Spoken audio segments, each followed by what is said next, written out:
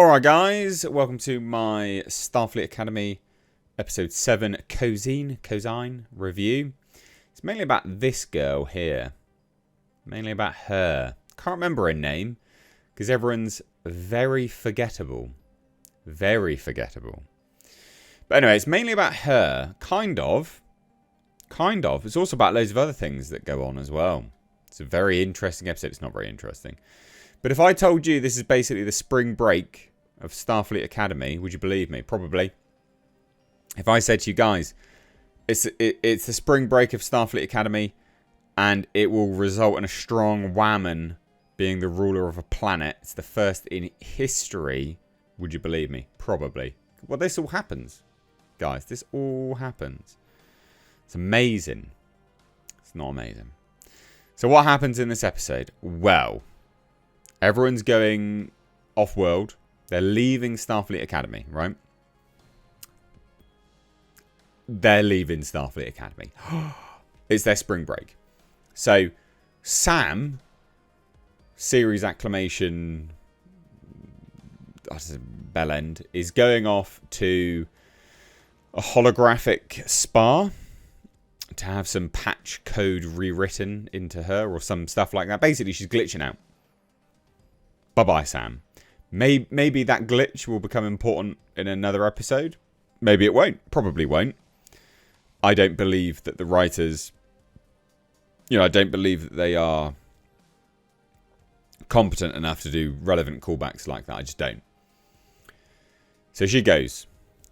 This woman here is so good at what she does. Can't remember her name. Leave it down below if you can.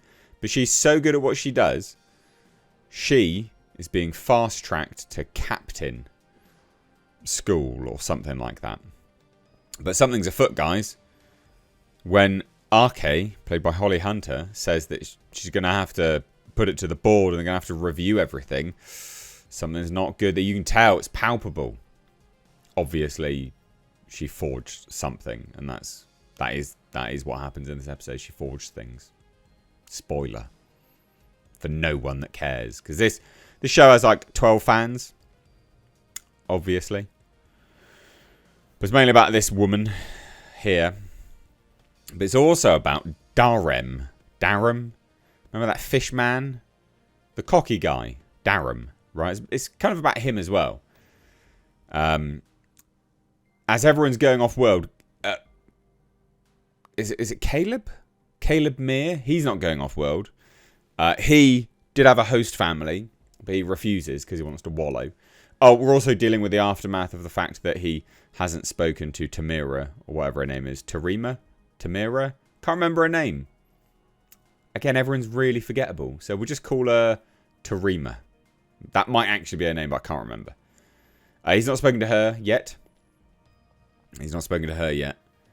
Oh, he's being a wet wipe. So he wants to stay at Starfleet. He's cleared. Right? He's got clearance to stay at Starfleet. But she doesn't. She beams off and she beams herself back. Naughty girl. Naughty girl. Anyway, because she beams herself back and finds Caleb Meir. Or Cadet Meir. Is it Caleb? Someone will tell me. Who cares?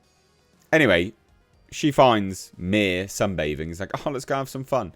So they go and play some stupid games called Toxic or Non-Toxic, which is shove your hands in containers in the lab and see if anything happens. That's really smart. Mental. What else happens is Darem gets kidnapped. And I was thinking to myself, how could he get kidnapped? How could he get He's on Starfleet Academy. He's in Starfleet Academy. Surely there's like barriers up and things. Otherwise, why hasn't that Paul Giamatti character just come down, just beamed in? You know, it's weird, isn't it? Anyway, he gets kidnapped, and Jaden is like, "Wow, I've witnessed a kidnapping. I'm going to go walk through this portal and go and save Darem." Also leaving Kyle. Kyle's his gay mate that he's in love with, or his partner, or whatever. I don't know. They're partners. They were going to go to Ibiza. Yeah, that's real lines of dialogue in this. They were going to go to Ibiza. can't hate modern Star Trek enough, honestly. What the fuck? Anyway, but that's that plan scuppered, because he walks through a portal and he gets prepared to kill whoever's got Darum, and turns out, no, Darum is getting married. Sealed, in fact, actually, is the term that they use. To the Queen. Or future Queen. The Princess, in fact. Who is a strong woman. And basically, this entire... Let me just wrap up the Darum story. So, Jaden doesn't want to be there. But to stop him from being hurt by Darum, basically says, he's my cosign, my best man, basically. That's to prevent these people that had kidnapped Darum from attacking him.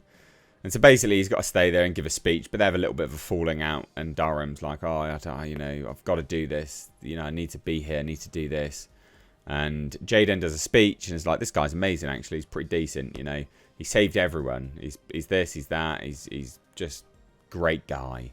And so anyway, the woman that Darum is betrothed to is like, you need to abdicate, and I'm going to rule by myself. First time ever, literally. That's the dialogue. First time. But I can do it, because she's a strong woman, of course. And that's that wrapped up. You need to go be cocky, was what she said. Go be cocky. Amazing dialogue. Honestly, just the best dialogue ever. The best dialogue ever. I love it. I think it's brilliant. It's not. It's really not. So, he does leave, right? He doesn't get married. He leaves, comes back to Starfleet Academy, and just embraces being a dick. That's the moral of that story. He embraces being a dick. And she gets to rule by herself because she's a strong woman. That's basically that story, that subplot wrapped up. Weird, but okay. Anyway, this girly, this woman here, why was she going to Mumbai? She doesn't look Indian to me. But okay, anyway. So she convinces Caleb Mir to break on the bridge so she can get some pass key, so she can rewrite her references. They get caught. Admiral or Captain RK, whatever her name is like, I'm not gonna fast track you anymore. But you don't have to leave. And actually, do you think that they were doing you a favour? Because now, you believe in yourself, whereas previously you didn't. And here's 200 hours of community service or some shit. And then by the end, Caleb Mir's like, yeah, I'm going to send that message. Even though at one point he was going to kiss forgettable name girl here. I'm going to send a message to Tarima, or whatever her name is. Super lame. Yeah, that's the episode. Bet you feel like you missed out.